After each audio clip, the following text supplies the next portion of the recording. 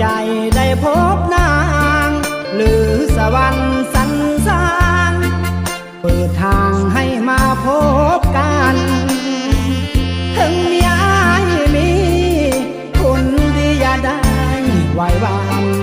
ถือเป็นบุญสร้างร่วมกันให้เฮานั้นพบกันวันนี้บ่หวังมาหลอกแต่อยากบอกให้น้องเข้าใจถึงพบกันซาไปเต็มใจให้น้องเต็มที่ยามอยู่ห่างกันคืนวันคิดฮอด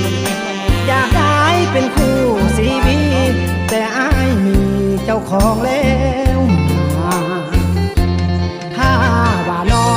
งเนื้อทองนั้นต้องเสียใจอ้ายขอ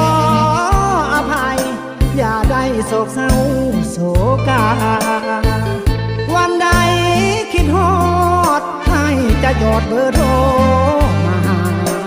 พออ้ายมีพันละยายอดสิว่าน้องจงทำใจหากมีศาสตร์หน้าบุญนำพาจึงมาพบกันถึงปีเดือนคืนวันเปลี่ยนผ่านเนิ่นนานเพียงใดแต่ใจอ้ายนี้บ่มีคำว่าเปลี่ยนไปสุดหาสุดห่วงอะไรจำต้องตัดใจเพราะอ้ายเลือกเมีย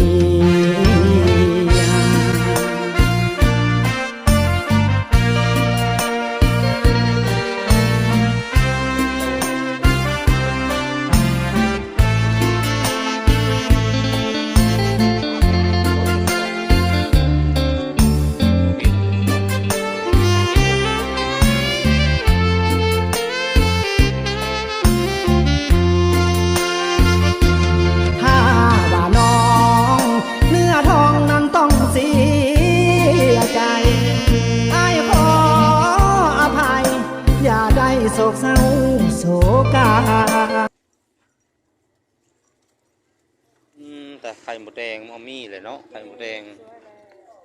งก็ออกเลยเฮ้ย